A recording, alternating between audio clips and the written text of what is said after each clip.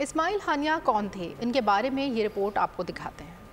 اسماعیل عبدالسلام ہانیہ، جن کو عبدالعبد کے نام سے بھی جانا جاتا ہے، ایک فلسطینی پناہ گزین کیمپ میں پیدا ہوئے۔ وہ حماس کے سیاسی سربراہ تھے اور 2006 میں وزیر اعظم بھی رہے۔ سن 1989 میں انہیں اسرائیل نے 3 سال کے لیے قید کر دیا تھا، جس کے بعد انہیں دیگر حماس رہنماؤں کے ساتھ لبنان سرحد پر بے دخل کر دیا گیا۔ اسماعیل ہانیہ تقریباً 1 سال تک جلا وطن رہے، تاہم وہ 1 سال بعد غزہ لوٹے اور 1997 میں انہیں شیخ احمد یاسین کے دفتر کا سربراہ متعین کر دیا گیا۔